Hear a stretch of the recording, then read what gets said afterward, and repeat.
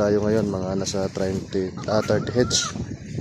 Yan, dito sa Manokan, ito yung range area natin.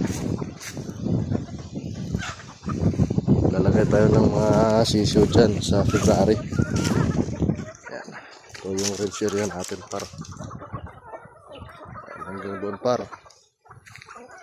Yan, ayusin natin yung bahay nila. Yan. Alright, yan yung update sa Pasaway Game Park.